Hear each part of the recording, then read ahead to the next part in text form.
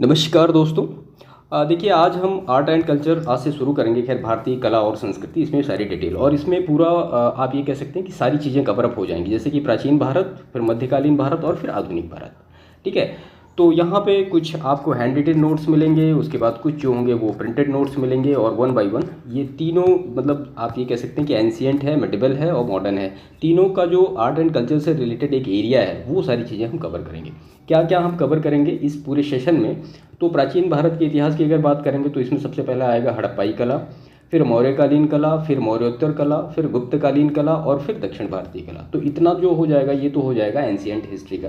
अगर medieval history की बात करेंगे तो आपको दिल्ली सल्तनत और मुगल काल, इन दोनों में जो आर्ट एंड कल्चर का पार्ट है वो सारी चीज़ें आ जाएंगी। उसके बाद ऐसे ही आधुनिक भारत में कि इंडो गॉथिक शैली क्या होती है और नौ रोमन शैली क्या होती है, वो सारी चीज़ें यहाँ पे कवर हो जाएंगी। ठीक है, तो ये हिस्ट्री में जो आर्ट एंड कल्चर का पूरा एक टॉपिक होता है वो सारी चीज़ें हम यहाँ पे कवर कर लेंगे। अब इसमें आपको कुछ तो हैंड रिटेन नोट्स मिल जाएंगे, जैसे कि यहाँ पे हमने ड्रा करके रखा है सिंपली आसानी के लिए, जिससे आप इनको प्रीलिम्स में भी सीधे सीधे प्रश्न इससे पूछे जाते हैं और अगर मुख्य परीक्षा में आ रहे हैं तो चीज़ों को आप अच्छी तरीके से एक्सपेंड करके उनको लिख सकें। ठीक है, तो ये जो पूरी चीज़ें होंगी इनको हम वन बाय वन धीरे धीरे सेशन में करते रहेंगे। आई होप मुझे लगता है ये जो पीडीएफ है ये 43 पेज की है, तो इसको करने में कम से कम 4 या 5 सेशन के आसपास लगेंगे और इसमें सारी चीज़ें आपको मिल जाएंगी। जैसे कि यहाँ पे देखिए आप, ये दक्षिण भारतीय कला के बारे में सारी डिटेल है, फिर बुद्धा के बारे में जो उनका और सारी चीज़ें हैं वो सब कुछ मिल जाएगा। ठीक है, तो चलिए वन बाय वन सारी चीज़ों को हम शुरू करते हैं यहाँ पर। तो सबसे पहले इंट्रोडक्शन आपने इसका देख ही लिया कि हम करेंगे क्या क्या। तो यहाँ पे सबसे पहले हम शुरू करेंगे हड़प्पा कला। ठीक है, उसके बाद फिर मौर्यकालीन, उसके बाद फिर मौर्योत्तर और फिर गुप्तकालीन और उसके बाद फिर दक्षिण भारतीय कला। ये नोट्स इस तरह से बनाए गए कि जो लास्ट ईयर के ऑब्जेक्टिव प्रश्न या जो सब्जेक्टिव प्रश्न है वो सारे इसमें कवर अप हो जाए। तो हड़प्पाई कला और वास्तुकला। ठीक है, देखिए सबसे बेसिक सी डिफरेंस होती है कि वास्तुकला और मूर्तिकला में डिफरेंस क्या होता है। तो मतलब आसान चीज़ें हैं कि वास्तुकला जो होता है भवनों के डिज़ाइन और निर्माण से संदर्भित होता है और जो मूर्तिकला होती है वो मतलब त्रिआयामी एक संरचना होती है। वास्तुकला के बारे में बात करेंगे तो ये पत्थर है, लकड़ी है, कांच, इस तरह से चीज़ों से बनाए जाते हैं। और मूर्तियाँ जो होती हैं एक प्रकार की सामग्री से ही बनी होती हैं, जैसे कि अगर वो धातु की बनी है तो धातु की बनेंगी, मिट्टी की बनी है तो फिर मिट्टी की बनेंगी। ठीक है, अगर एग्जाम्पल की बात करेंगे तो वास्तुकला में तो फिर वो ताजमहल आ जाएगा या लाल किला आ जाएगा, और अगर मूर्ति कला के एग्जाम्पल की बात करेंगे तो फिर नटराज की मूर्ति है या फिर नर्तकी की कांस्य मूर्ति, इस तरह से। तो ये बेसिक डिफरेंस आप समझ रहे होंगे। तो हड़प्पाई कला और वास्तुकला में देखिए उत्खनन के पश्चात प्राप्त मूर्तियाँ क्या क्या हुई। तो वो मूर्तियाँ प्राप्त हुई, मोहरे प्राप्त हुए और मृदभांड प्राप्त हुए और वहाँ से आभूषण प्राप्त हुए। इन्हीं के अकॉर्डिंग हम चीज़ों को यहाँ पे एक्सप्लेन कर रहे हैं। अगर आप वास्तुकला की बात करें तो वास्तुकला कैसी थी हड़प्पा की, तो वो आयताकार ग्रिड पैटर्न था। सड़कें जो थी वो एक दूसरे को समकोण पर काटती थी। 3 प्रकार के भवन की जानकारी हमें मिलती है। कौन कौन से? तो पहला तो निवास गृह था, दूसरा सार्वजनिक भवन था और तीसरा जो था वो सार्वजनिक स्नानागार था। अब सार्वजनिक जो स्नानागार था यहाँ पे कर्मकांडीय पवित्रता जो होती थी उसके लिए एक साथ ये सारी चीज़ें होती थी। नगर जो थे वो 2 भागों में डिवाइड थे। कौन कौन? एक तो गढ़ था जिसको ऊपरी नगर कहा जाता था और एक था निचला नगर। तो ये बेसिक जो चीज़ें हैं वास्तुकला के बारे में ये है। अब अगर आपको मुख्य परीक्षा में इसको लिखना है तो आप इतने ही सारे पॉइंट को एक्सपेंड करके अच्छी तरीके से लिख सकते हैं। इसके बाद फिर मिस्र और मेसोपोटामिया सभ्यता की तरह बड़ी स्मारकीय संरचनाएं नहीं मिली। कहाँ पे? हड़प्पाई सभ्यता में मिस्र और मेसोपोटामिया की सभ्यता की तरह बड़ी स्मारकीय संरचनाएं नहीं मिली, याद रखिएगा। हड़प्पाई सभ्यता में उन्नत जल निकासी का प्रबंधन था। ठीक है, इसके बाद अगर मूर्तियों की बात करें हड़प्पाई सभ्यता में तो अधिकांश मोहरें जो थीं वो वर्गाकार थीं और वो मोहरें बनी किसकी थीं? तो वो स्टेटाइट से बनी थी, एक जिसको हम हिंदी में सेल खड़ी कहते हैं उससे बनी थी। और इसमें जो लिपि की बात करें तो वो चित्राक्षर लिपि के मुद्रा लेख मिले हैं जिसे अभी तक पढ़ा नहीं जा सका है। अगर इनके स्टाइल की बात करें तो वो दाएँ से बाएँ चलती थी। हाँ, गाय का चिन्ह हमें किसी भी मोहर से नहीं मिला है और बाकी बहुत सारी जैसे शेर है, हाथी, इन सब चीज़ों का मिला है। पशुपति वाली एक मोहर है, तो पशुपति वाली मोहर एक मिली है जिसमें क्या क्या है? तो पालथी मारकर बैठे मानव की आकृति है जिसको पशुपति हम कहते हैं। 3 सिंहों वाला मुकुट है और आकृति के बाएं तरफ क्या क्या चीज़ें हैं? तो हाथी और बाघ है और आकृति के दाएं तरफ गैंडा और भैंस है। तो ये जो चारों जानवर के नाम हैं इनको थोड़ा सा क्लियर रखिए। कई बार सीधे सीधे प्रश्न इस तरह से पूछे जाते हैं कि पशुपति की जो मोहर है उसमें बाएं आकृति में कौन कौन से जानवर हैं? तो वो हाथी और बाघ हैं और दाएं तरफ कौन से? तो वो गैंडा और भैंस है। आई होप ये सारी चीज़ें क्लियर हुई होंगी। इसके बाद फिर कांस्य की मूर्ति है। तो कांस्य की मूर्ति हड़प्पा सभ्यता में लुप्त मोम तकनीकी विधि से बनाई जाती थी। अब इसमें क्या होता था कि सबसे पहले मतलब हम मोम का एक पुतला बना लेते थे। मोम का जो पुतला बन जाता था उसके ऊपर से मिट्टी को क्या कह जो गीली मिट्टी होती थी उसका लेपन कर दिया जाता था। अब जब मिट्टी ऊपर से सूख जाती थी तो ये जो अंदर इसके मोम है कहीं भी एक छेद करके इसको गर्म करके जो मोम होता था वो गल जाता था, तो उसको बाहर निकाल लिया जाता था। उसके बाद फिर उसके ऊपर कांसा और सारी चीज़ों की धातु की मूर्तियाँ हम बना सकते थे। तो ये लुप्त मोम तकनीकी विधि है। इसमें जो नर्तकी की मूर्ति है ये विश्व के सबसे पुराने कांसे की मूर्ति है। ये मोहनजोदड़ो से मिली है और इसकी जो लंबाई है वो 4 इंच है। बाएं हाथ में चूड़ियाँ है और दाएं हाथ में कंगन और ताबीज है। ठीक है, और ये जो मूर्ति खड़ी है वो त्रिभंग नृत्य मुद्रा में खड़ी है। इसके बाद अगर टेराकोटा की बात करें तो टेराकोटा क्या होता है, तो एक पकी हुई मिट्टी होती है। कांसे से मतलब कांसे की तुलना में इसका कम उपयोग हुआ है। इसको बनाया जाता था पिंचिंग विधि से बनाया जाता था। ठीक है, गुजरात की कालीबंगा से ये मिली है और यहाँ से मिली है जो मार्त देवी की मूर्ति मिली है। ठीक है, ये टेराकोटा की बनी हुई। अगर हम मृदभांड की बात करें तो जो मृदभांड होते थे वो 2 टाइप के मिले हैं, एक तो सादे मिले हैं और दूसरे कलर्ड मिले हैं यानी चित्रित मिले हैं, जो कि लाल और काले रंग के रूप में मिले हैं। यानी जो चित्रित मिले हैं उनमें या तो लाल रंग है या फिर काला रंग है और कोई रंग नहीं है। अगर आभूषण की बात करें हम तो कंठहार मिला है, पट्टिका मिली है, बाजूबंद मिला है और अंगूठियाँ मिली हैं। तो ये हड़प्पा सभ्यता में ये सारी चीज़ें मिली हैं। तो इतना सारा जो था हड़प्पा के बारे में डिटेल था वो हमने यहाँ पे देखा। अभी आगे हम और भी देखेंगे कि जो हड़प्पा के पर्टिकुलर प्रमुख स्थल हैं वो क्या क्या है, वहाँ से क्या क्या चीज़ें मिली है, उनको अभी हम आगे डिस्कस करते रहें। अगर ऐसे ही मौर्य कला और उनके स्थापत्य कला की बात कर लें तो इनको 2 पार्ट में बेसिकली डिवाइड किया जाता है। पहला है दरबारी कला और दूसरा है लोकप्रिय कला। दरबारी कला की बात करेंगे तो उसमें महल आएगा, स्तंभ आएगा और स्तूप आएगा। और लोकप्रिय कला की बात करेंगे तो गुफाएं आएंगी, मृदभांड आएगा और मूर्तियाँ आएंगी। तो इसको इस तरह से आप समझ सकते हैं। महल और किला तो इसमें है, देखिए सत्ता में आने वाला जो पहला शक्तिशाली साम्राज्य था वो चंद्रगुप्त मौर्य का महल ईरान के पर्सिपोलिस के अकमेनियन महलों से प्रेरित था और ये लकड़ी का बना हुआ था। ठीक है, इसके बाद कुम्भलहार स्थित अशोक का महल ये 3 मंजिला था। तो ये बेसिक चीज़ें हैं, इनको आप याद रखिएगा। अगर स्तंभ की बात करें तो स्तंभ जो था वो औसतन 40 फीट का बना था और ये बना किससे था, तो चुनार के बलुआ पत्थर से बना था। स्तंभ का एक छोटा सा पिक है, यहाँ पे देख लीजिए आप। देखिए जो स्तंभ बनाया जाता था वो पहले यहाँ पे एकाश्म पत्थर से बनाया जाता था। उसके बाद एक उल्टा कमल यहाँ पे रखा गया है, आप देख रहे हैं, ये शीर्ष और ललाट है। फिर ये पशु की मूर्ति है। ठीक है, और ये मिले कहाँ कहाँ से हैं, तो चंपारण में लौरिया नंदनगढ़ से, वाराणसी में सारनाथ से। और इनका उपयोग किस लिए किया जाता था, तो राजकीय उपदेशों के लिए स्तंभों का उपयोग किया जाता था।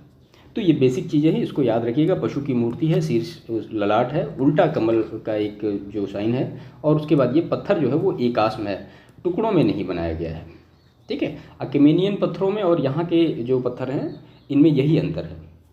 इसके बाद है स्तूप। स्तूप के बारे में डिटेल देखते हैं। तो स्तूप जो है ये वैदिक काल में प्रचलित साधारण टीले, क्योंकि मृतकों के अवशेष रखे जाते थे। बेसिकली इनको बौद्धों के द्वारा लोकप्रिय बनाया गया। इसमें बुद्ध की मृत्यु के पश्चात 9 स्तूप बनवाए गए। ठीक है, तो 8 में उनकी मेधी में बुद्ध के अवशेष रखे गए और 1 में वह बर्तन जिसमें कि बुद्ध के अवशेष को रखा गया था वो रखा गया। तो जो 9 स्तूप बनवाए गए उनमें 8 में तो उनके जो मेधी है वो रखा गया और 1 में वो रखा गया जिसमें उनके सारे बर्तन रखे गए। ठीक है, अब 9 स्तूप कौन कौन से हैं, प्रश्न पूछे गए हैं, तो इनको देख लीजिए आप। तो सबसे पहला राजगृह है, फिर वैशाली है, फिर कपिलवस्तु, अलकप, रामग्राम, उसके बाद कंडपीठ, पावा, कुशीनगर और पिपलीवन। ये जो 9 स्तूप के नाम हैं इनको याद रखिएगा, कई बार मैचिंग में पूछे जाते हैं। इसके बाद फिर अशोक और अकेमेनियन स्तंभों में अंतर क्या है, जो भी आपने स्तंभ का फिगर देखा था वो। तो अशोक के स्तंभ और अकेमेनियन स्तंभ में अंतर, तो अशोक के जो स्तंभ बने हैं वो एकाश्म प्रस्तर से हैं और अकेमेनियन के जो स्तंभ हैं वो विभिन्न टुकड़ों को मिलाकर बनाए गए हैं। दूसरे अगर डिफरेंस की बात करें तो राजकीय ढंग से स्वतंत्र रूप से स्थापित हुए हैं और सामान्यतः ये राजभवनों से संलग्न स्थापित किए गए हैं। तो ये अशोक के स्तंभ और अकेमेनियन स्तंभों में बेसिक डिफरेंस है। ठीक है, इसके बाद अगर लोकप्रिय कला की बात करें हम तो लोकप्रिय कला जो है तो उसमें गुफा स्थापत्य कला है। तो इसको कैसे किया जाता था, तो चट्टानों को काट कर बनाया जाता था, यानी इसमें बिहार यानी वास स्थल के रूप में इसका उपयोग किया जाता था। और आरंभिक गुफाएं जो थीं वो जैन आजीविकों के लिए थीं, फिर बाद में बौद्ध के मठों के रूप में उनका उपयोग होने लगा। अगर आप उदाहरण की बात करेंगे तो बिहार में बराबर और नागार्जुनी की गुफाओं का निर्माण दशरथ के राज्यकाल में हुआ। दशरथ कौन था, आप हमें कमेंट करके बताइएगा, अशोक से रिलेटेड है। ठीक है, एक बार प्रश्न पूछा गया दशरथ के बारे में तो मैंने कहा। इसके बाद अगर मूर्ति कला की बात करें तो यक्षिणी की मूर्ति, जिसमें जैन, हिंदू, बौद्ध तीनों धर्मों में ये पूजनीय है। अगर यक्षिणी की मूर्ति की बात करें तो सभी तीर्थंकर जो हैं वो यक्षिणी की से संबंधित हैं। और यहाँ पे यक्षिणी जो शब्द है ये तमिल रचना शिल्पाधिकारम में उल्लेख इसका किया गया है। ठीक है, यक्षिणी का। मृदभांड की अगर आप बात करेंगे तो उत्तरी काली पॉलिशदार मृदभांड मिले हैं, यानी NBPW। इनका उपयोग मेनली होता था, तो वही विलासिता के लिए इनका उपयोग होता था। अगर मौर्योत्तर काल की बात करें तो मौर्य के पतन के बाद फिर मौर्योत्तर कला आई। उत्तर में जो थे वो शुंग है, गव्य हैं, कुषाण और शक है, और साउथ में इसी के इक्विवेलेंट फिर सातवाहन हुए, इक्ष्वाकु हुए, आभीर हुए और वाकाटक हुए, ये सारे वंश राइज हुए। अगर धार्मिक परिदृश्य की आप बात करेंगे तो उस समय शैव, वैष्णव, शाक्त जैसे ब्राह्मण संप्रदायों का उदय हुआ था। कब? मौर्योत्तर काल में। यहाँ की स्थापत्य कला की बात करें हम तो स्थापत्य कला जो थी वो चट्टानों को काट कर बनाई गई गुफा थी। चट्टानी गुफाओं के प्रकार कैसे थे? तो दो प्रकार के थे। पहला चैत्य था, दूसरा विहार था। एक बार यूपीएससी में सीधा सीधा प्रश्न पूछा गया, चैत्य और विहार में क्या अंतर होता है? तो जो चैत्य होते थे वो समतल छतों वाले होते थे और चतुष्कोणीय कक्ष होते थे, प्रार्थना कक्ष के रूप में इनका उपयोग होता था। विहार की बात करें तो जो बौद्ध जैन भिक्षु के लिए ये आवासीय कक्ष होते थे। ये डिफरेंस आप याद रखिएगा। कार्ले का चैत्य और अजंता की गुफाएं, तो ये इसका एग्जाम्पल है। तो अजंता की गुफाओं में 29 गुफाएं हैं, जिसमें से जो 25 हैं वो बिहार हैं और 4 जो हैं वो चैत्य हैं। ठीक है, कई बार इसमें प्रश्न पूछा जा सकता है कि 29 जो गुफाएं हैं अजंता की, उसमें से कितने बिहार हैं और कितने चैत्य हैं। इसके बाद उदयगिरी और खंडगिरी की गुफाएं। तो उदयगिरी में कितनी गुफाएं हैं? 18, और खंडगिरी में कितनी गुफाएं हैं? 15। हाथी गुम्फा अभिलेख के लिए इनको यूज किया गया और ये ब्राह्मी लिपि में है। ठीक है, उदयगिरी की जो गुफाएं हैं वो रानी गुम्फा अभिलेख यहाँ पे है, जो कि 2 मंजिला है। जैन नमोकर मंत्र के साथ अभिलेख का प्रारंभ किया गया। किस अभिलेख का? तो हाथी गुम्फा अभिलेख। किस राजा से रिलेटेड है? आपको याद आ रहा होगा, नहीं आ रहा है तो वो राजा खारवेल के विभिन्न सैन्य अभियानों का वर्णन करता है। कौन सा? हाथी गुम्फा अभिलेख। कई बार प्रश्न पूछा गया है। अगर आप स्तूप की बात करेंगे तो स्तूप जो है वो विशाल होते थे, अलंकृत होते थे। लकड़ी ईंट के स्थान पर अब पत्थर का उपयोग होने लगा था, यानी प्रस्तर का उपयोग होने लगा था। और हेलेनिस्टिक प्रभाव के साक्ष्य यहाँ से मिलते हैं। हेलेनिस्टिक प्रभाव क्या है अभी हम आगे देखेंगे। अगर इसके उदाहरण की बात करें तो मध्य प्रदेश में भरहुत स्तूप और सांची का स्तूप। इसके बाद गंधार, मथुरा और अमरावती जो शैलियाँ हैं उनमें बेसिक डिफरेंस क्या होता है? तो देखिए, गंधार कला जो होती है वो हेलेनिस्टिक प्रभाव से रिलेटेड है। मथुरा में ये स्वदेशी तकनीक है और अमरावती जो है ये भी स्वदेशी तकनीक है। गांधार कला में नीले धूसर बलुआ प्रस्तर का उपयोग किया गया है। मथुरा जो शैली है उसमें चित्तीदार लाल बलुआ पत्थर का उपयोग किया गया है। अमरावती में सफ़ेद संगमरमर का प्रयोग किया गया है। तो ये जो मैंने यहाँ पर डिफरेंस नोट किए हैं ये बिल्कुल सारे के सारे लगभग प्रश्न पूछे गए हैं, तो इनको अच्छी तरीके से याद रखिएगा। कई बार स्टेटमेंट बना के इस तरह से प्रश्न पूछे जाते हैं। अगर फिर कैसे गांधार शैली की बात करें तो ग्रीको रोमन देवता के मंदिरों से प्रभावित है गांधार शैली। मथुरा शैली जो है वो तीनों धर्म का प्रभाव है यहाँ पे, और अमरावती शैली जो है वो केवल बौद्ध धर्म के प्रभाव से है। अमरावती शैली कहाँ पे है आप हमें कमेंट करके बताइएगा। इसके बाद इसमें है गांधार जो है वो कुषाण शासकों का संरक्षण इनको प्राप्त था। मथुरा को कुषाण शासकों का संरक्षण प्राप्त था। अमरावती जो शैली उसको सातवाहन शासकों का संरक्षण प्राप्त था। इसके बाद ये उत्तर पश्चिम सीमा प्रांत गांधार क्षेत्र से रिलेटेड हैं। मथुरा शोंख फिर कंकाली टीला से रिलेटेड हैं, और जो अमरावती शैली है वो कृष्णा गोदावरी की जो बेसिन है अमरावती और नागार्जुन कोंड से रिलेटेड है।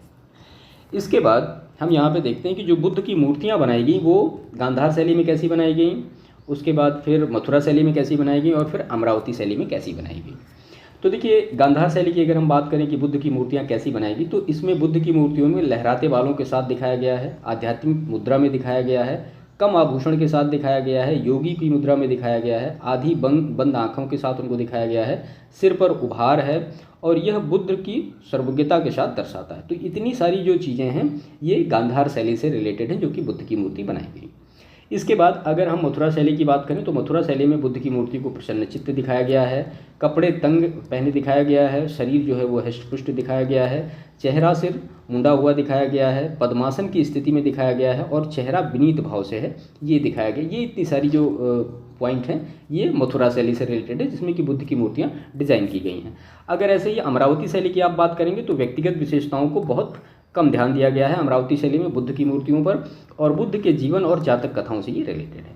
तो ये इतनी जो सारी मतलब प्रॉपर्टीज़ हैं ये बुद्ध की मूर्तियों में अमरावती शैली में दिखाई गई। इनको आप अच्छी तरीके से याद रखिएगा। वैसे इसकी PDF हमारे टेलीग्राम चैनल में मिल जाएगी, आप उसको ज्वाइन कर सकते हैं, डिस्क्रिप्शन में आपको उसका लिंक मिल जाएगा। देखिए इसके बाद यूनानी कला और रोमन कला में बेसिक डिफरेंस क्या होता है। देखिए यूनानी कला और रोमन कला का अगर एकीकरण करेंगे तो आपको मिलेगी गांधार शैली। यूनानी कला में आदर्शवादी जो एक तथ्य है उनको लिया गया है, और रोमन कला में वास्तविक चीज़ों यानी यथार्थवादी चीज़ों को लिया गया। ये बेसिक डिफरेंस है यूनानी और रोमन आर्ट में। इसके बाद गुप्त काल की हम बात करें तो देखिए गुप्त काल जो है ये भारतीय वास्तुकला का स्वर्णिम युग है। ये सीधा सीधा प्रश्न पूछा गया है प्रीलिम्स एग्जामिनेशन में। अब गुप्त काल में क्या क्या चीज़ें हैं, तो अजंता की गुफाएं प्राप्त हुई हैं। कहाँ पे हैं भाई, तो औरंगाबाद महाराष्ट्र में बघोरा नदी के किनारे हैं। ये सब याद रखिएगा। यहाँ से 29 गुफाएं प्राप्त हुई हैं, उसमें से 5 जो हैं वो हीनयान शाखा से रिलेटेड हैं और 24 जो है वो महायान शाखा से रिलेटेड है। हीनयान और महायान के बारे में आप अच्छी तरीके से जानते होंगे।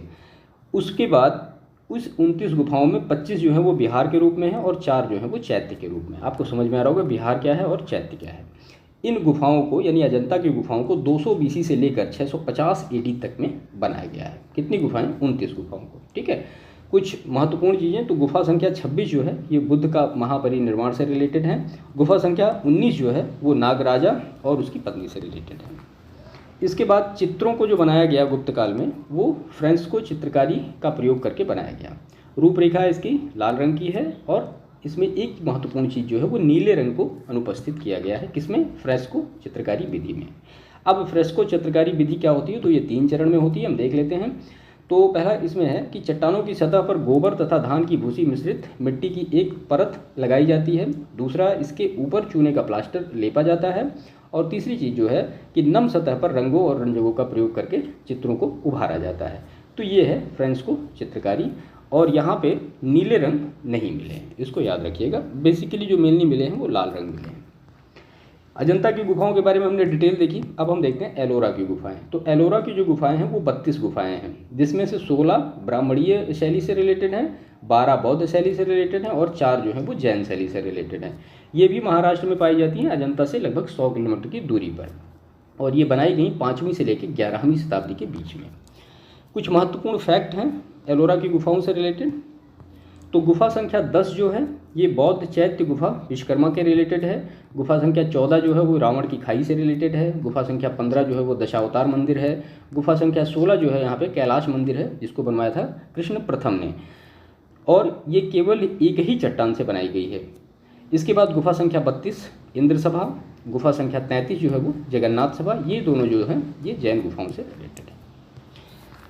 इसके बाद फिर बाघ की गुफाएं हैं। तो बाघ की गुफाएं कहाँ हैं, तो मध्य प्रदेश में बाघ नदी पर 6वीं शताब्दी के आसपास इसको बनाया गया है। ठीक है, और ये बौद्ध गुफाओं का एक समूह है, सॉरी ये 9 बौद्ध गुफाओं का एक समूह है बाघ की गुफाएं।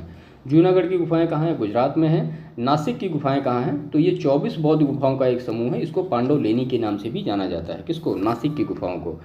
उसके बाद मंडपेश्वर की गुफाएँ हैं, कहाँ पर, बोरीवली मुंबई में। इसको माउंट कुरियर गुफा भी इसका उपनाम है, इसको कहा जाता है। उदयगिरी की गुफाएं की बात करें तो ये विदिशा मध्य प्रदेश में है। 12 या विष्णु के शुवर अवतार की ये मूर्ति है। देखिए उदयगिरी को कई बार कन्फ्यूजन होता है कि ये जो गुफा है ये कहाँ है, उड़ीसा में, तो इसको ध्यान रखिएगा। उदयगिरी की गुफा जो है वो विदिशा मध्य प्रदेश में है।